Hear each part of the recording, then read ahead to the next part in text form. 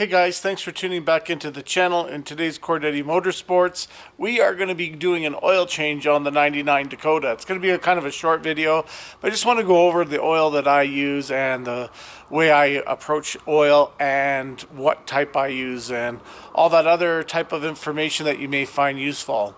Additionally, with the oil change, I'm going to be changing the PCV valve and also topping up the windshield washer fluid and changing the air filter out. I didn't inspect it, but I'm just going to throw everything all new in there so I can have a baseline for its maintenance, because this weekend we are going to put the lift kit on it, and then from that point on it's going to see road and dirt bike hauling duty from now on. So let's jump in under the hood and get this oil change started.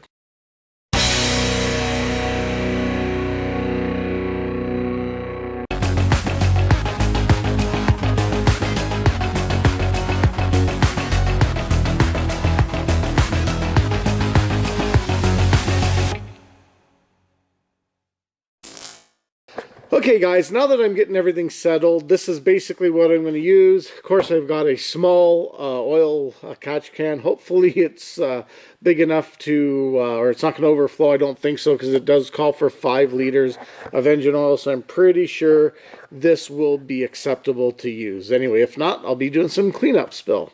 But before you start with any oil change, I know that you can go down a rabbit hole on what kind of oil should I use, how much should I use, what intervals, and all that other stuff. There's a lot of information out there. And if you find yourself really confused, not sure, too much varying opinions, then I would say just stick to the owner's manual specifications. Those are the ones who built your vehicle. They were the ones to warranty it since day one, so you can't really go wrong with it. So the type of oil that I'm going to be using is going to be a Formula Shell. It's just a regular, conventional oil. That's all that Mopar used back in the day when this truck was new. It's an older LA designed engine, which means that it's not an LA engine, but it's designed based on all that stuff. So we are seeing that this engine is a 60s technology engine, late 50s, early 60s. So using really modern, best state-of-the-art oils really kind of overkill. And in some cases, depending on your application, it can be detrimental. So always check your specifications. Recently, I've noticed in owner's manual, even when I was doing the Tahoe, they really didn't specify the service rating of oil. And I know the older cars mostly did, and you can find that in a lot of varying areas. This is your service rating. Not sure if you can see that, if it's coming out very clear or not. It's an API service level rating. And in there, you're going to see the service rating SP. SP is your latest generation of oil. And in some cases, if you have an older engine, especially with flat tappets, you do not want to use this type of motor oil. You want to stick to something that has high zinc. So you either go to a hot rod oil, or you can use a diesel oil, like the Shell T4 Rotella. Has that zinc content that keeps the minerals inside that oil compatible to that architecture of an engine. However, the Magnum series engines all have roller cams, and in that case, the new generation of oil is totally acceptable and protects it throughout. It's not synthetic, so again, it's something that this engine wasn't really designed for. In some older applications, you can notice engine oil leaks along with the detrimental lack of zinc. So keep in mind, check your owner's manual, refer to any technical service bulletins, and in some cases, check the dipstick. Some older vehicles had the dipstick service rating written in there. Usually you'll find that with a really, really old 40-year-old generation oil like SE, SM, those types of oil. However, we're going to be looking at SP from now on. So basically I looked into the owner's fuel capacity. The 5.2 liter basically tells me that I'm going to need 5 quarts or 4.7 liters of oil. So 5 liters, this is more than enough capacity. Didn't have to buy anything extra. I am going to use the factory oil filter. I'm going to put all the part numbers there. You could probably also read them if you're looking at kind of copying the way I do things. I do like the factory style better. Again, I change it regular, so any oil filter, if you can't get the factory one can you know, should be able to more than suffice. So shell 10W30 is what the owner's manual calls for. Fresh oil filter, and then to top it off, I'm going to put a PCV valve. I don't even know if mine is in good shape or not, but for the price point, I decided I'm going to start off brand new, and then of course I'm going to end it with a factory Mopar air filter. So I got everything from the Fort McLeod Chrysler dealership, and that's in Alberta. And so I just went to the local Chrysler dealer. Of course, this is my oil change kit with the funnel and everything. That's just the equipment I'm going to use. And then I'm going to top it up with some Mopar washer antifreeze. Of course, I'm using the winter one, but this is Alberta, so winter can come any time of the year. So basically, we're going to jump underneath and we're going to do a quick little oil change. Again, this is not really rocket scientist. I just want to kind of show the my viewers what I use for oil and how I kind of go by it. So always open your owner's manual, refer to any specified technical data, stick to the specifications, and you should be fine. So guys, let's just jump underneath the truck and get this job underway. Okay guys, now that I'm under here, I'm not sure if you can see this pretty well. I got some oil leaks and stuff like that, which is normal for an older vehicle. But I am looking at using a 15mm socket. Sorry, 16. Fits on there pretty nicely and snug. And of course I got it on loose. That's perfect. And yeah guys, we're just going to go in here and drain the oil. The oil filter looks like it's kind of in a crappy spot. Okay, there we go. I haven't done the oil change since I bought the truck, so again, it might be decent oil, but again, I want to start off all nice and new. There we go. Just do a little bit of a thing there, so we'll let that drain nicely as it goes down. Has more than enough. So the oil doesn't look horrendous, but it does definitely look like it could use a little bit. The oil filter's up here.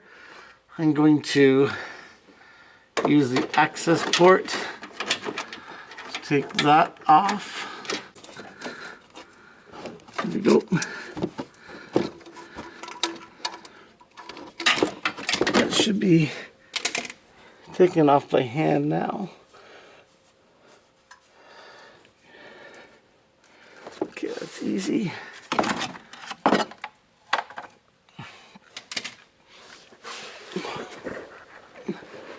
Definitely helps if you have the if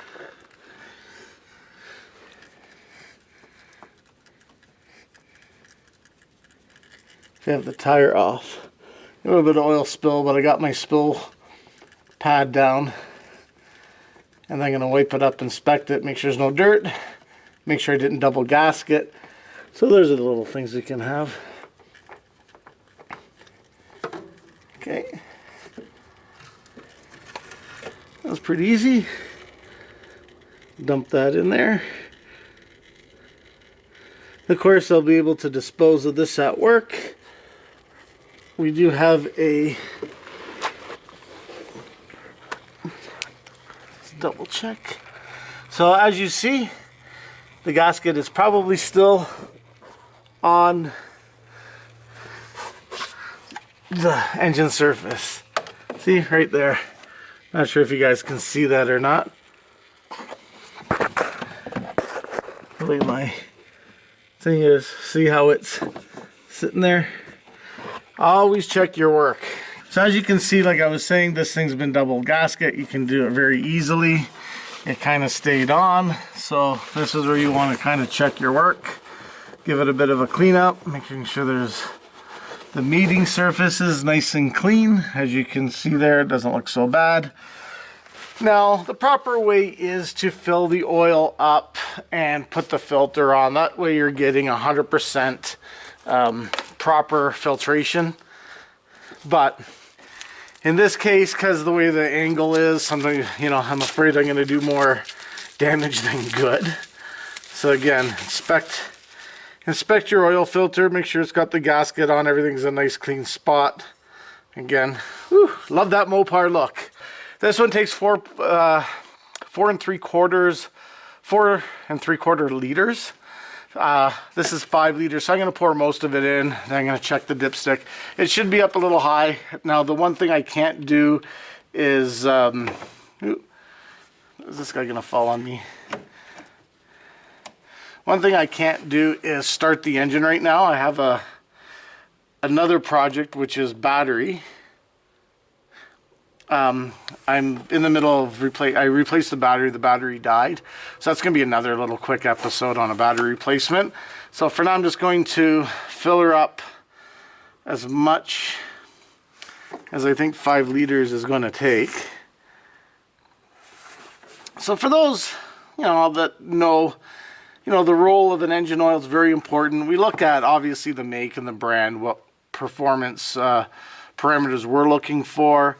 But basically, all oil performs the same function. The first function is to lubricate the engine. That's number 1. Number 2, it's to clean the engine from contamination. And then it's also to cool the engine. It is a cooling factor. So cleans, cools, lubricates, and the last one would be it seals the engine for a tighter fit, so you can actually have good compression, and it's part of the overall engineering of the internal combustion engine, ICE as we call it. So this filter looks in really nice shape. I don't see anything wrong with that. It's going to be a shame to get rid of it, honestly. Looks like this truck has been well maintained, but because I'm going to start off everything fresh under my belt, I will sacrifice a little bit. Let's take a look between the factory Mopar one, which is probably just a rebrand, to the Fram. This is the Fram one. So this one here looks like it'll flow a little bit more air, a little bit more. Let me just throw that away there. There's a little bit more. I guess what would you call these panels on the Fram than there is in the Mopar. Gaskets are the same, and again, just basically, there's not much difference other than this looks like it'll flow a little bit more air. Alrighty guys, well this concludes the oil change. Again, I'm not 100% finished yet. I got to check for leaks, got to let it run, and maybe add a little bit more. Well, that's an interesting gasket. Never seen that before. So I'm just going to add a little bit of the washer fluid in there. Top it right up. Yeah, there we go. And then hopefully that, I don't like that because, there we go. Could get sucked in there and then cause a pump problem, so I might have to get a new gasket for it. Well guys, thanks a lot for coming along on this short little oil change for the 99 Dakota. If you have a Dakota or you're looking at getting anything done to your vehicle and you want to post up, feel free to leave a message and post up on the comments below what you thought about it. What oil are you running? What type of system do you use? Again, this is something where it works for me and everything else. So stay tuned to next, probably Thursday, when I film my battery install. The battery died in this. I picked up a new one, but I want to do a little bit of pre-maintenance to the wires, clean everything up, and make sure it runs really well, where we can actually finish the oil change, make sure there's no leaks, and make sure that the level is adequate. So guys, if you're new around here, thanks for stopping by, and hopefully you enjoyed the content. And yeah, we'll talk to you on the next episode of Cordetti Motorsports. You guys stay loose for now.